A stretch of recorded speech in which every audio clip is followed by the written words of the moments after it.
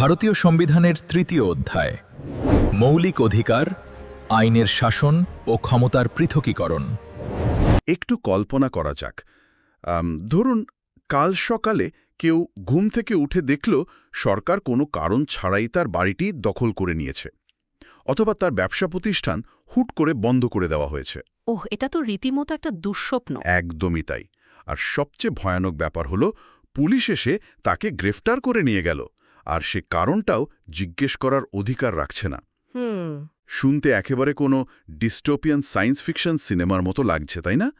কিন্তু একটা সুনির্দিষ্ট আইনি রক্ষা কবচ বা ঢাল না থাকলে যে কোনো রাষ্ট্রের চিত্রটা ঠিক এমনই হতে পারে। রাইট, রাষ্ট্রযন্ত্র খুব সহজেই স্বৈরাচারী হয়ে উঠতে পারে। ঠিক। আর রাষ্ট্রযন্ত্র যাতে কোনোভাবেই এমন স্বৈরাচারী হয়ে না ওঠে তা নিশ্চিত করতে ভারতের সংবিধানের তৃতীয় অংশে এমন কিছু নিয়মকানুন লেখা হয়েছে যা সাধারণ নাগরিকদের ক্ষমতার কেন্দ্রবিন্দুতে পরিণত করে। আর এই বিষয়টা নিয়েই আজ আমরা কথা বলবো। সংবিধানকে যদি আমরা একটা বিশাল সুপার কম্পিউটারের অপারেটিং সিস্টেম হিসাবে ধরি, তবে এই তৃতীয় অধ্যায়টি হল এর কোর অ্যান্টিভাইরাস বা সিকিউরিটি প্রটোকল। দারুণ একটা অ্যানালজি। আজকের এই বিস্তারিত আলোচনায় আমরা সেই অ্যান্টিভাইরাসের সোর্স কোডগুলোই ডিকোড করব। আমাদের হাতে থাকা সোর্স মেটেরিয়াল ধরে একেবারে গোড়া থেকে একটা ক্রমান্বয়িক টাইমলাইন অনুযায়ী। অপারেটিং সিস্টেম আর অ্যান্টিভাইরাসের এই অ্যানালজিটা এখানে দারুণ কাজ করে, কারণ যে কোনো সিস্টেমেরই একটা প্রবণতা থাকে নিজের ক্ষমতা বাড়ানোর। তা তো বটেই। রাষ্ট্রযন্ত্র এর ব্যতিক্রম নয়। যখনই রাষ্ট্র তার ক্ষমতা অতিরিক্ত মাত্রায় প্রয়োগ করতে যায়, তখনই এই তৃতীয় অধ্যায়ের মৌলিক অধিকারগুলো ফায়ারওয়ালের মতো কাজ করে। আর যারা পরীক্ষার জন্য প্রস্তুতি নিচ্ছেন তাদের জন্য এই টাইমলাইনটা খুব কাজে লাগবে। একদম। এই আলোচনায় আমরা মূলত দেখব কিভাবে সাধারণ অধিকার থেকে মৌলিক অধিকারের উদ্ভব হল, কিভাবে আইনি ব্যবস্থার মাধ্যমে তা সুরক্ষিত হল, আর কোন দর্শনের ওপর ভিত্তি করে ক্ষমতা স্বতন্ত্রীকরণ বা ব্যালেন্স বজায় রাখা হচ্ছে। আচ্ছা, তাহলে টাইমলাইনের একেবারে শুরুতেই ফোকাস করা যাক। অধিকার তো অনেক রকমেরই হয়, তাই না? সাধারণ অধিকার আর এই মৌলিক অধিকারের মধ্যে মূল পার্থক্যটা আসলে কোথায়? সাধারণ অধিকারগুলো দেশের সাধারণ আইন দ্বারা তৈরি হয়, আর সেগুলো সাধারণ আইনেই সুরক্ষিত থাকে। যেমন ধরা যাক চুক্তি করার অধিকার। রাইট। কিন্তু মৌলিক অধিকার ফান্ডামেন্টাল রাইটস খোদ দেশের সংবিধান দ্বারা সুরক্ষিত। আইনসভা বা শাসন বিভাগ সাধারণ সংখ্যাগরিষ্ঠতার জোরে চাইলেই সকালবেলা উঠে এই অধিকারগুলোকে বদলে ফেলতে পারে না। তার শিকড় অনেক গভীরে। ঠিক তাই। ভারতের সংবিধান রচয়িতারা এই মৌলিক অধিকারের কনসেপ্টটা গ্রহণ করেছিলেন মার্কিন যুক্তরাষ্ট্রের সংবিধান থেকে, তাদের বিল অফ রাইটস থেকে। এটা পরীক্ষার জন্য একটা বেশ গুরুত্বপূর্ণ পয়েন্ট। আর এগুলো কার্যকর করার যে ভিত্তি, অর্থাৎ আইনের অনুশাসন বা রুল অফ ল, সেই ধারণাটি নেওয়া হয়েছিল ব্রিটেন থেকে। আচ্ছা, এই টাইমলাইনে কিন্তু বেশ বড় একটা পরিবর্তন এসেছিল। সোর্স থেকে দেখতে পাচ্ছি মূল সংবিধানে আসলে 7টি মৌলিক অধিকারের কথা বলা ছিল। ঠিক ধরেছেন। কিন্তু বর্তমানে তো সেগুলো 6টিতে এসে দাঁড়িয়েছে। একটা অধিকার বাদ গেল কিভাবে? ঠিক ওই জায়গাটিতেই রাষ্ট্রের সাথে ব্যক্তির প্রথম বড় সংঘাতটা বাঁধে। সেই বাদ পড়া অধিকারটি ছিল সম্পত্তির অধিকার বা রাইট টু প্রপার্টি। ওহ আচ্ছা, কিন্তু কেন বাদ দেওয়া হলো?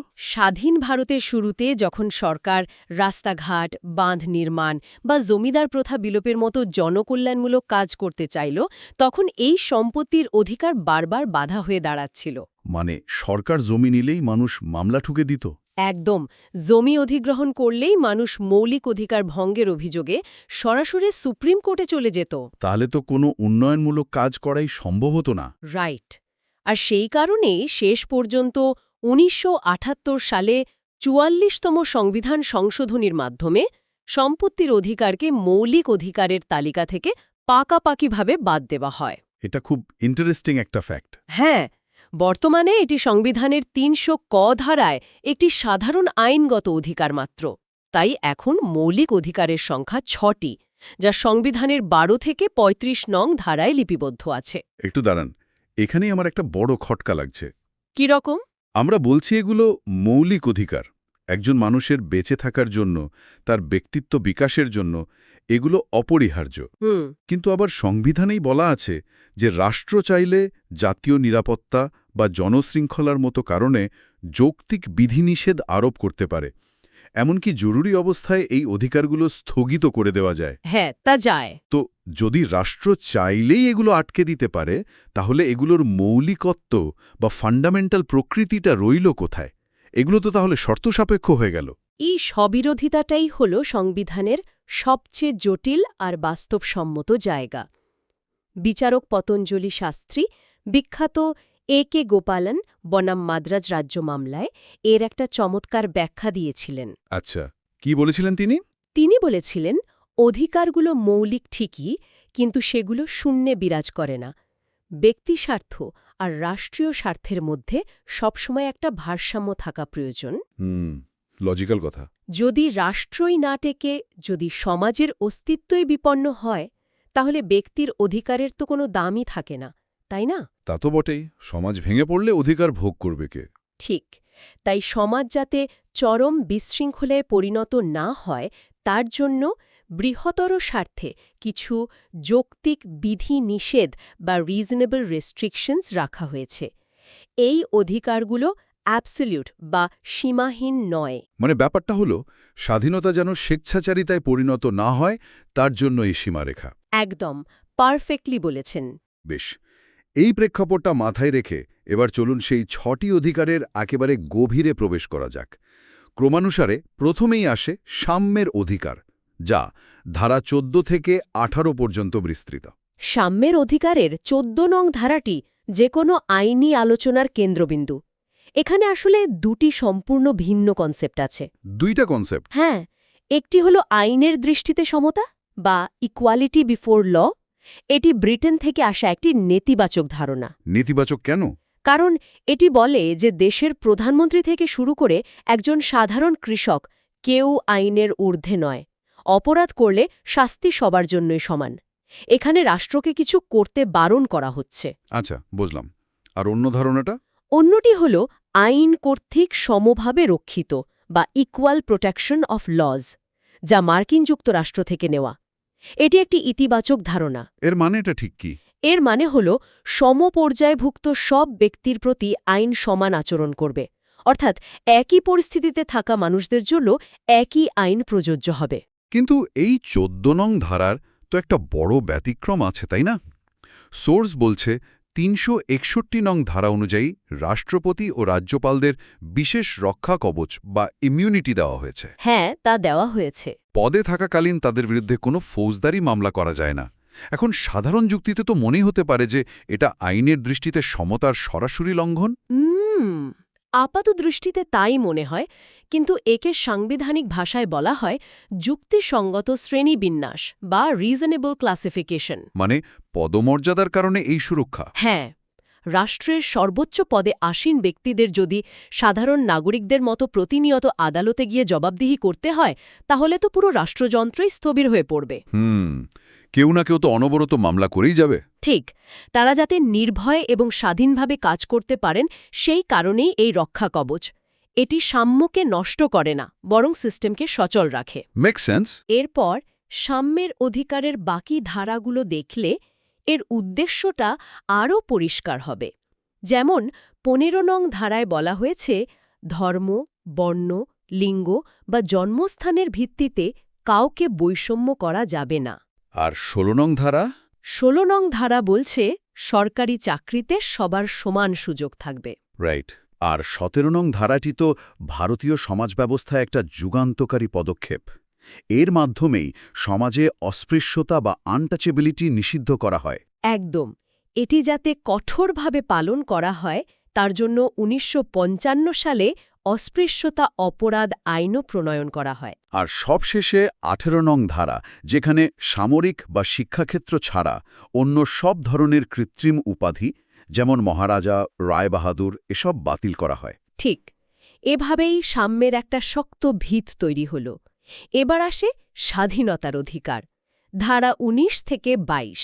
আচ্ছা, ১৯ নং ধারা তো মনে হয় বেশ বড় একটা সেকশন। হ্যাঁ, ১৯ নং ধারাটি মূলত নাগরিকদের ৬ প্রকার স্বাধীনতার গ্যারেন্টি দেয়। বাক ও মতামত প্রকাশের স্বাধীনতা, শান্তিপূর্ণভাবে সমবেত হওয়ার স্বাধীনতা, সংঘ গঠনের স্বাধীনতা। মানে সভা সমিতি করার স্বাধীনতা আর কি। রাইট।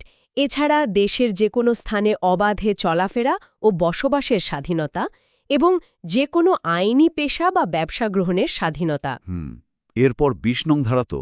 হ্যাঁ, ২০ নং ধারাটি অপরাধীদের কিছু অধিকার দেয়, যেমন যে সময়ে অপরাধ হয়েছে সেই সময়ের প্রচলিত আইন ছাড়া কাউকে শাস্তি দেওয়া যাবে না। আচ্ছা।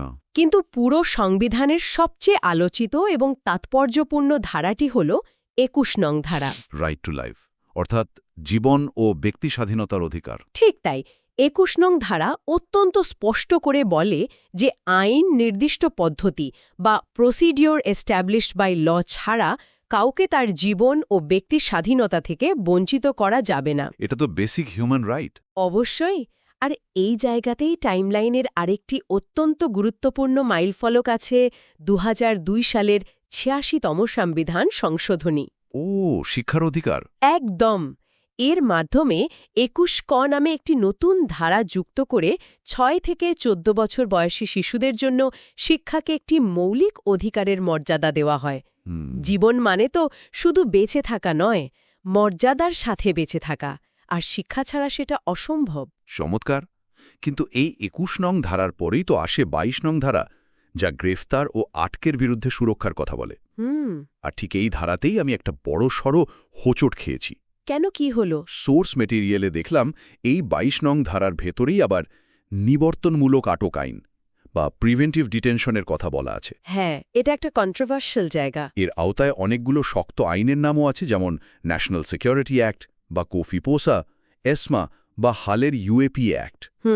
Unlawful activities prevention act. হ্যাঁ, একটা গণতান্ত্রিক সংবিধানে একদিকে স্বাধীনতার কথা বলা হচ্ছে, আবার অন্যদিকে নিবর্তনমূলক আইনের মাধ্যমে কাউকে অপরাধ করার আগেই স্রেফ সন্দেহের বশে বন্দি করে রাখার সুযোগ দেওয়া হচ্ছে।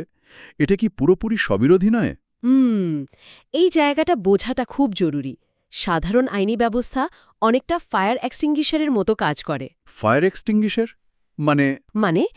আগুন লাগার পর, অর্থাৎ অপরাধ সংঘটিত হওয়ার পর তা নেভানোর বা শাস্তির কাজ করে। কিন্তু নিবর্তনমূলক আটক ব্যবস্থা হল কারোর হাত থেকে দেশলাইয়ের বাক্সটাই কেড়ে নেওয়া, যাতে সে আগুন লাগাতেই না পারে। ও, ইন্টারেস্টিং উপমা। যখন রাষ্ট্রের অখণ্ডতা, জাতীয় নিরাপত্তা বা বিদেশের সাথে সম্পর্ক চরম হুমকির মুখে পড়ে, তখন অপরাধ হওয়া পর্যন্ত অপেক্ষা করাটা আত্মঘাতী হতে পারে। বুঝতে পারছি। ইউএপিএ বা এনএসএ এর মতো আইনগুলো ঠিক এই জায়গাতেই কাজ করে। এগুলো দিয়ে কাউকে শাস্তি দেওয়া হয় না, বরং সম্ভাব্য বিপদ থেকে সমাজকে রক্ষা করার জন্য আটকে রাখা হয়। কিন্তু এর তো ভয়ানক অপব্যবহার হতে পারে। বিরোধী কণ্ঠস্বর দমানোর জন্য তো রাষ্ট্র এই দেশলাই কেড়ে নেওয়ার যুক্তিটা বারবার ব্যবহার করতে পারে, তাই না? হ্যাঁ, সেই ঝুঁকি তো থাকেই। আর ঠিক সেই কারণেই সংবিধানে চেকস অ্যান্ড ব্যালেন্স রাখা হয়েছে। কি রকম? কাউকে নিবর্তনমূলক আইনে আটক করলে তাকে কারণ জানাতে হবে। আর সবচেয়ে বড় কথা, একটি নির্দিষ্ট সময়ের বেশি, সাধারণত ৩ মাস এর বেশি আটকে রাখতে হলে একটি স্বাধীন উপদেষ্টা পর্ষদ বা অ্যাডভাইজারি বোর্ডের অনুমোদন লাগবেই। আচ্ছা, বোর্ড যাচাই করবে। ঠিক। এই বোর্ড যাচাই করবে যে আটকের পেছনে সত্যিই যুক্তিসঙ্গত কারণ আছে কিনা। এই পুরো আলোচনাটা একটা প্যাটার্ন লক্ষ্য করা যাচ্ছে। রাষ্ট্র নাগরিকের স্বাধীনতা নিশ্চিত করল, কিন্তু রাষ্ট্র ছাড়াও তো সমাজে শক্তিশালী ব্যক্তি বা গোষ্ঠী আছে। একদম ঠিক। সাধারণ মানুষকে তাদের হাত থেকে কে বাঁচাবে? ঠিক এই জায়গা থেকেই আসে শোষণের বিরুদ্ধে অধিকার, ধারা ২৩ এবং ২৪ করা হয়েছে। আর ২৪ নং ধারাটি তো নির্দিষ্টভাবে শিশুদের সুরক্ষার জন্য, তাই না? হ্যাঁ, এখানে স্পষ্ট বলা হয়েছে ১৪ বছরের কম বয়সী শিশুদের কারখানা, খনি বা অন্য কোনো ঝুঁকিপূর্ণ কাজে নিয়োগ করা যাবে না। এটা তো খুবই গুরুত্বপূর্ণ। অবশ্যই। আর এই ধারাটিকে বাস্তবে রূপ দিতেই ১৯৪৮ সালের ফ্যাক্টরি আইন বা ১৯৫২ সালের খনি আইনের মতো কঠোর আইনগুলো তৈরি হয়েছিল। শোষণের বিরুদ্ধে সুরক্ষার পর আসে মানুষের আত্মিক এবং সাংস্কৃতিক স্বাধীনতার জায়গা, অর্থাৎ ধর্মীয় স্বাধীনতার অধিকার, যা ২৫ থেকে ২৮ নং ধারায় রয়েছে। সোর্স ঘাটতে গিয়ে একটা দারুণ চমকপ্রদ তথ্য পেলাম এখানে। কি তথ্য? মূল সংবিধানে কিন্তু ধর্মনিরপেক্ষ বা সেকুলার শব্দটি কোথাও ছিল না। এটি অনেক পরে ১৯৭৬ সালের ৪২তম সংশোধনীর মাধ্যমে সংবিধানের প্রস্তাবনায় যুক্ত হয়। হ্যাঁ, এটা ঠিক। তবে শব্দটি না থাকলেও ধর্মনিরপেক্ষতার মূল নিরাসটুকু ২৫ থেকে ২৮ নং ধারায় প্রথম থেকেই ছিল। মানে ফিলোসফিটা আগে থেকেই ছিল। একদম। ২৫ নং ধারা সবাইকে নিজ নিজ বিবেকের স্বাধীনতা অনুযায়ী ধর্ম পালন ও প্রচারের অধিকার দেয়। ২৬ নং ধারা ধর্মীয় প্রতিষ্ঠান স্থাপন ও পরিচালনার অধিকার দেয়। আর ২৭ আর ২৮ নং ধারা? ২৭ ও ২৮ নং ধারা নিশ্চিত করে যে কাউকে কোনো বিশেষ ধর্মের প্রসারের জন্য কর দিতে বাধ্য করা যাবে না এবং সরকারি অর্থায়নে চলা শিক্ষা প্রতিষ্ঠানে কোনো ধর্মীয় শিক্ষা দেওয়া যাবে না। বাহ, বেশ পরিষ্কার। এরপরেই ২৯ ও ৩০ নং ধারায় সংখ্যালঘু সম্প্রদায়ের অধিকার নিয়ে কথা বলা হয়েছে। কালচারাল আর এডুকেশনাল রাইটস। হ্যাঁ, তারা যাতে নিজেদের ভাষা, লিপি ও সংস্কৃতি সংরক্ষণ করতে পারে এবং নিজেদের পছন্দমতো শিক্ষা প্রতিষ্ঠান গড়তে পারে সেটা নিশ্চিত করা হয়েছে। আচ্ছা, এতক্ষণ ধরে আমরা সাম্য, স্বাধীনতা, ধর্ম, সংস্কৃতি এত অধিকারের কথা বললাম। হুম। কিন্তু অধিকারগুলো তো শুধু খাতায় কলমে লেখা কিছু বাক্য হয়েই থেকে যাবে যদি না সেগুলো লঙ্ঘিত হলে প্রতিকার পাওয়ার কোনো সুনির্দিষ্ট পথ থাকে। একদম পারফেক্ট পয়েন্ট। এই কারণেই বোধহয় ৩২ নং ধারাকে নিয়ে এত আলোচনা, যাকে ডঃ আম্বেদকর স্বয়ং সংবিধানের আত্মা ও প্রাণকেন্দ্র বলেছিলেন। সাংবিধানিক প্রতিবিধানের অধিকার। ঠিক। অধিকার যদি বলবৎযোগ্য বা এনফোর্সেবল না হয় তবে তা একেবারেই মূল্যহীন। ৩২ নং ধারাই হল সেই হাতিয়ার যা খোদ সুপ্রিম কোর্টের কাছে গিয়ে নিজের অধিকার বুঝে নেবার ক্ষমতা দেয়। এটা যেন ইন্স্যুরেন্স পলিসির ক্লেম বাটন। হ্যাঁ, ঠিক তাই। সুপ্রিম কোর্ট ৩২ নং ধারা অনুযায়ী এবং হাইকোর্ট ২২26 নং ধারা অনুযায়ী নাগরিকদের মৌলিক অধিকার রক্ষার্থে ৫টি বিশেষ নির্দেশ বা রিট জারি করতে পারে। এই রিটগুলো আসলে কি তা বাস্তব উদাহরণ দিয়ে বুঝলে বোধহয় খুব সহজ হবে। অবশ্যই। তাহলে একটা করে রিট ডিকোড করা যাক। ধরুন, মাঝরাতে পুলিশ এসে আপনার কোনো পরিচিতকে তুলে নিয়ে গেল। থানায় গিয়ে তার কোনো খোঁজ মিলছে না, তখন কি হবে?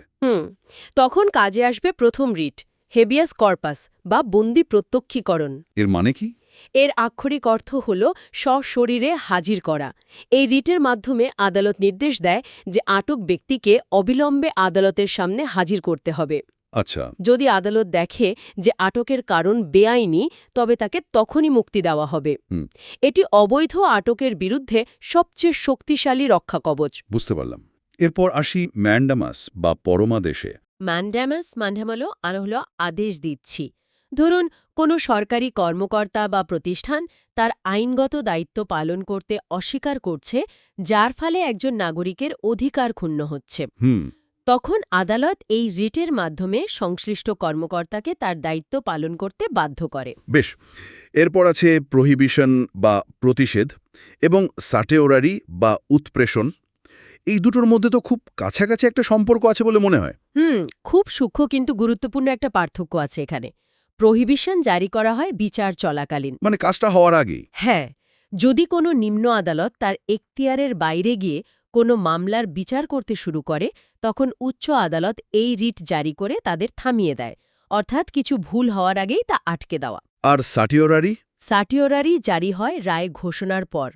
নিম্ন আদালত যদি নিজের অধিকারের বাইরে গিয়ে কোনো রায় দিয়েই ফেলে, তখন উচ্চ আদালত এই রিট জারি করে সেই রায় বাতিল করে দেয় এবং মামলাটি নিজের কাছে তুলে নেয়। ক্লিয়ার।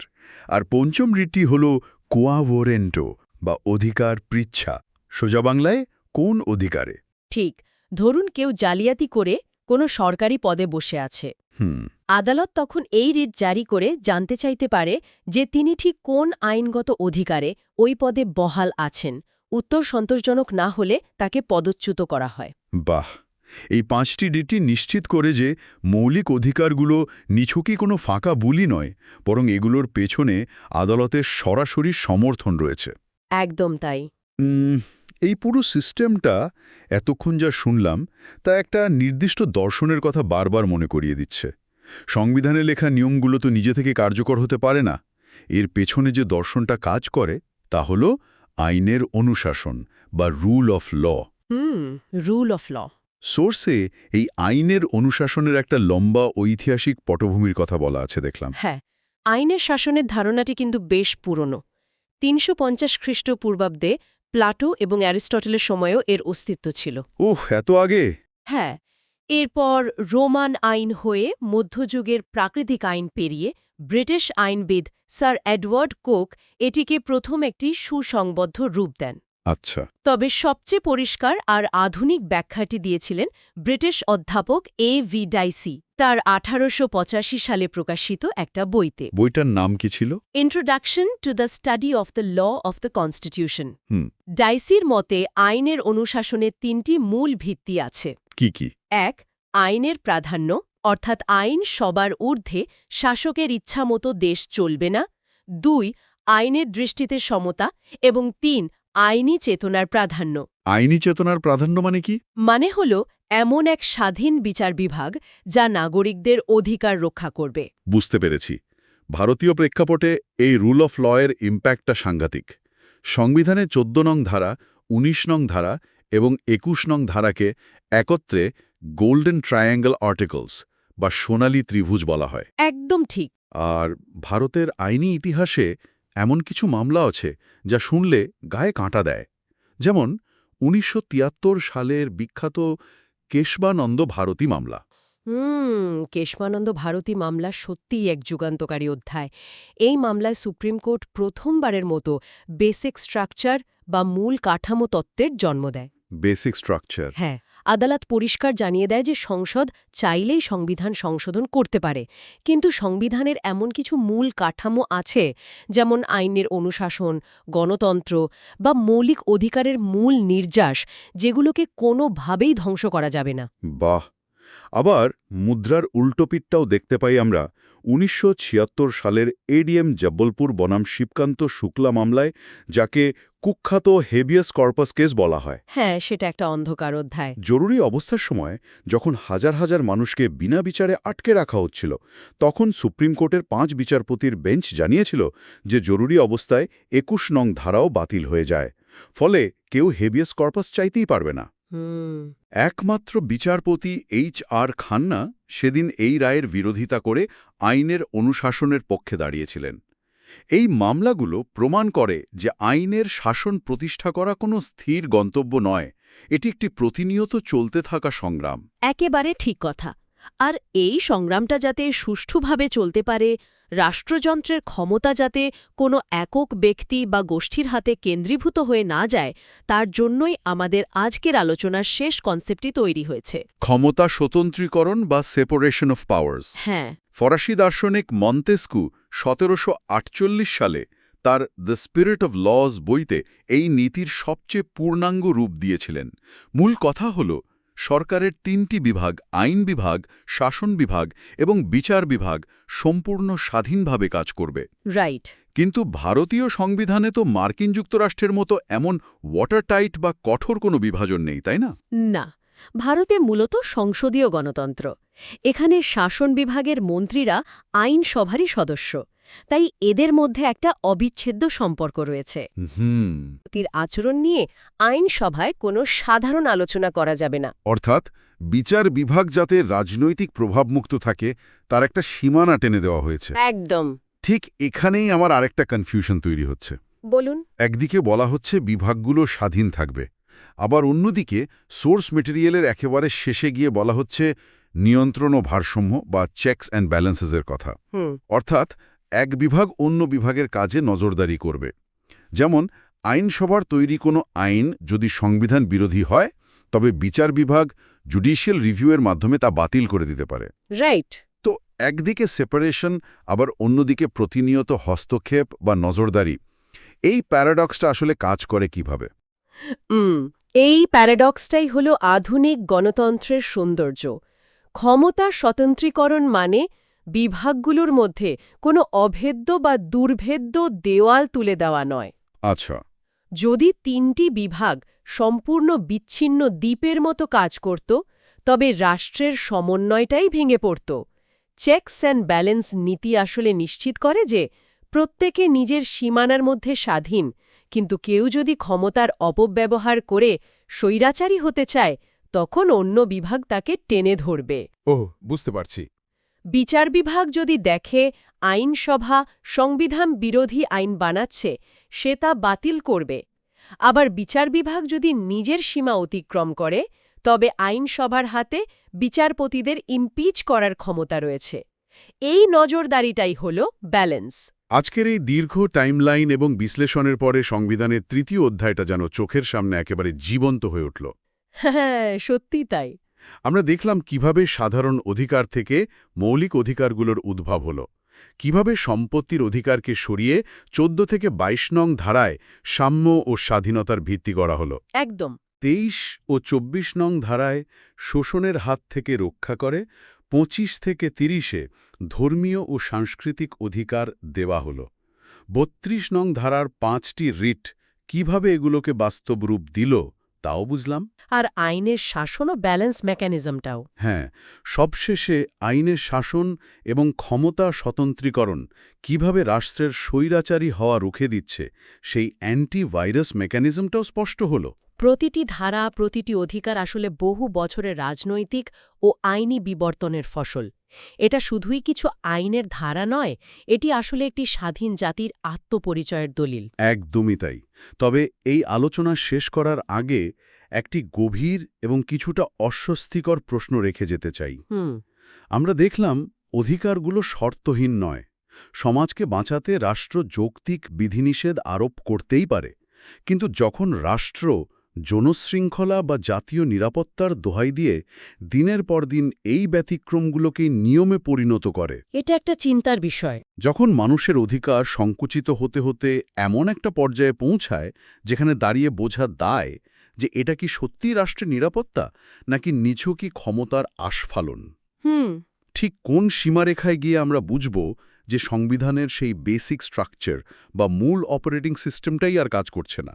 আর সবচেয়ে বড় কথা, এই অদৃশ্য লক্ষণরেখাটি কে নির্ধারণ করবে? আদালত নাকি সচেতন নাগরিক সমাজ? দারুণ একটা প্রশ্ন। উত্তরটা সহজ নয়, কিন্তু বিষয়টি নিয়ে ভেবে দেখার মতো। আজ এখানেই শেষ করছি।